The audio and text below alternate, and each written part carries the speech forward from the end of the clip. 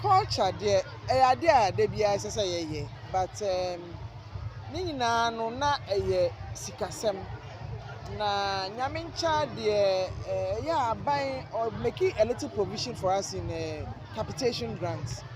Inti capitation grant ni aba no ne eba ye toto aso no ye save sika kakra ye de to ho ma omo culture ne sports ni na ye de to ho ma omo eno nti time ne so ye no ye nya bibi kakra di fiase ye started with school level ye de course circuit level and ye municipal level na nti say mo hu culture was eyima wo municipality ma na esikasem kolani de enne ne adwuma mo ye na so ani omo ye bi ache nti aso ani me coordinator kra o se onye bi da nti kakra nti meka say omo eso ani na education de bia ye ka say there's more room for improvement nti ye gusu kakra na kolano so no ye be catch omo say omo so culture no mutwi say yanhwe na say yanhwa ebedu baby no ani say ebi no mo kire say aware kura nkola na omo kwakwaje aware nti ese say yesua ne yie enye sa da chi bi na ebedu baby kura ye nya obi kura no nka ye culture ho asem enkyere the way your friends saying social media set na baso no nti ese say ye di ko ho ese say ye adwen say ye be kire nkola no enye sa de a ebedu baby ne be yira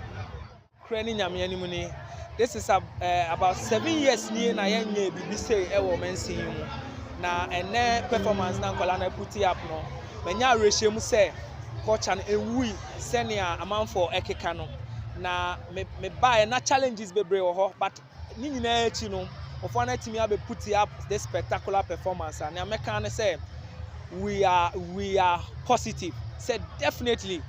ye be kozo na akowini original akowini abam Birim central and we say nyina ye nim say Ghana schools ye jiska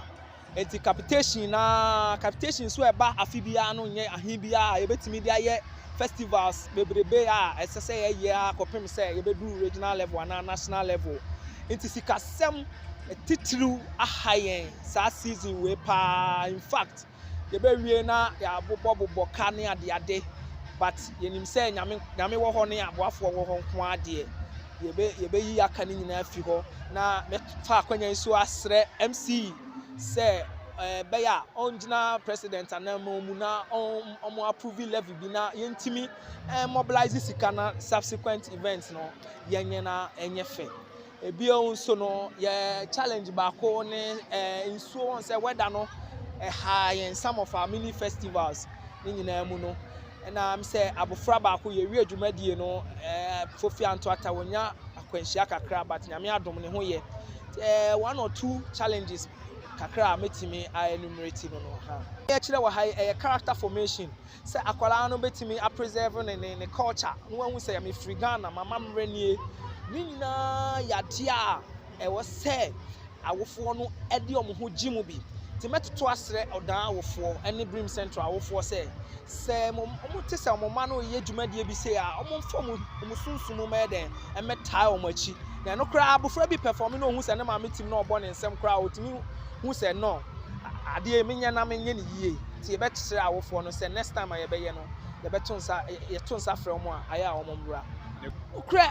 ye ka say amamra broni be ka say it is our identity enu na gina ho say wo ye Ghana ni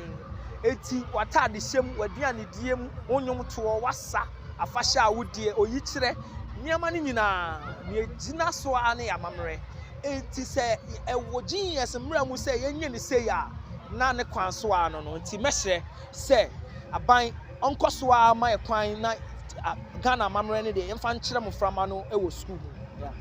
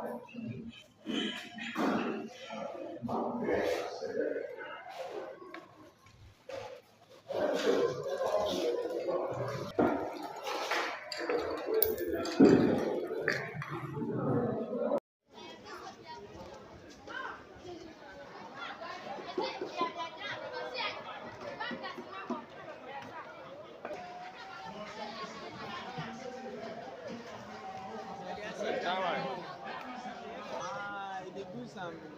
announcements. Yeah. Oh.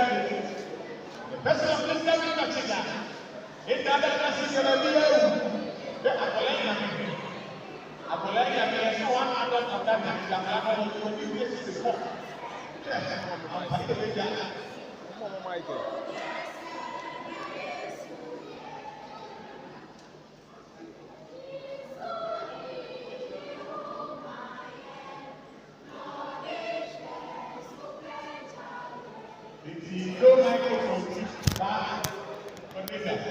No microphone. See, Mama said, see, friends,